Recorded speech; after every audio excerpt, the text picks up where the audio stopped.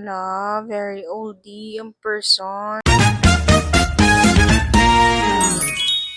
Wala may namangkot, wala may nag-request kag wala ko sang labot. May inyo ko de. Hi! So for today's video, let's do the what's in my makeup pouch in Hiligay North. So not further ado, let's get started. Okay, babae nyo da ang akon nga pertahan kay kukusog sa hangin, daw hangin sa ulo ta nga daw hindi gid maghalin.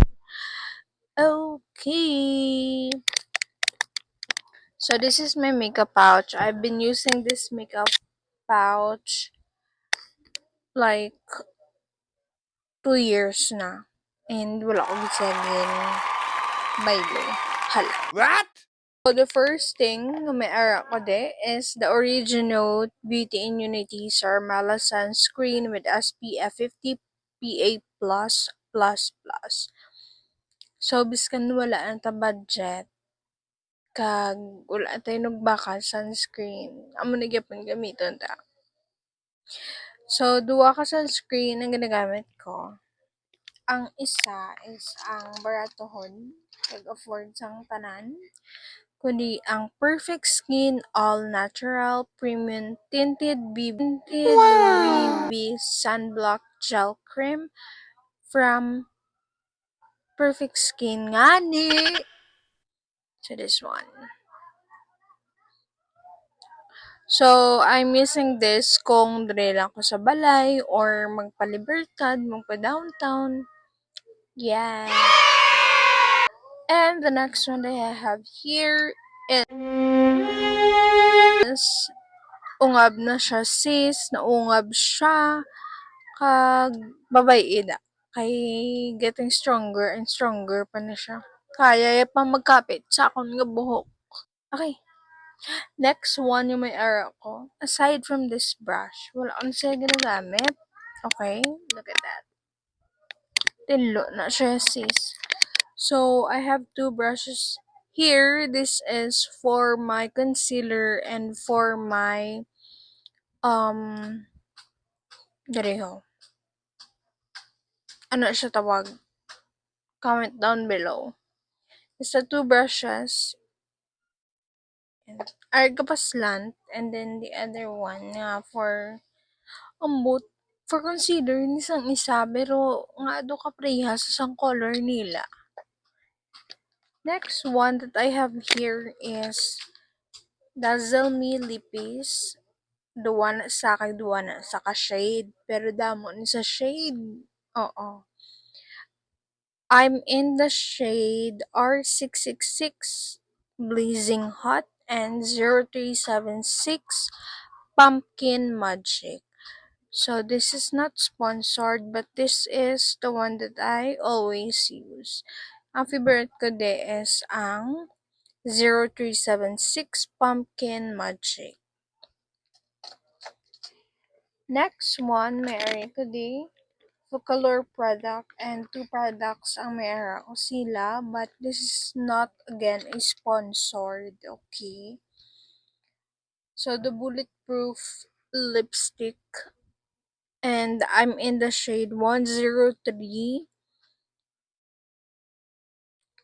Yes, 103 siya. And then for the brow mascara, I'm in the shade tinted brow mascara 02. Hindi rin siya sponsored. Again, baka naman sa color.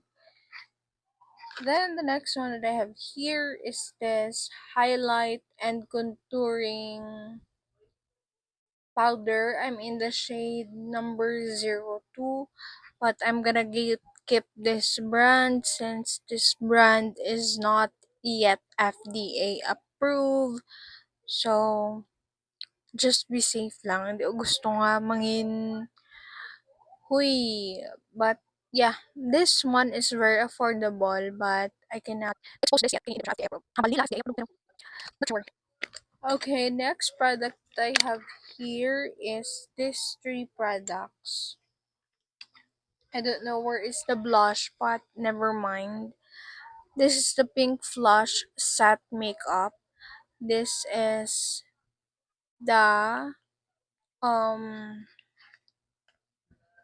lasting matte foundation. I'm in the shade number 5, but my skin type right now or skin color is lighter from number 5. And the other one is the loose powder. But if you're gonna buy this through Pink Flush, set sila. So if you're looking a budget friendly or student friendly makeup set, so you can check out Pink Flush. I'm not again paid by Pink Flush or sponsored by Pink Flush, but baka naman. Huy, wag ganun. Pero baka naman. So next one that I have here is this old Revlon Hyper Matte Tinted Lip Cream. This is the old packaging. You can see that Revlon. So, ginhatag lang ni ka-friend ko and I'm still eyeing this one kung di pa na siya mabakal, but I think wala na ni siya kay lain na ang ila nga suludlan. But I love this shade. Next one, I have another Dazzle Me product. This is the brow pencil from Dazzle Me, and I'm always on the shade dark brown. So, duwa na, ang ari ubos din siya, and this one is new. Again, this is not sponsored. Liwat-liwatong ko ginaya. Next one that I have is this this is the Maybelline concealer. This is the lightest shade, and this is 01 or 10, I don't know. Ano siya. And, you know what? It's been almost 2 years na sakon, and this is still the one that I'm using, and hindi pa siya ubos. Since it's lighter than my skin tone, but I know how to blend it out with other concealer that I have. So, yeah, I'm using this. And then I have also Caroline Skin Lip Balm. I'm using this as my lip shiner. But this is for moisturizing your lip. Now I have another brush, slant again, and I have two tweezers.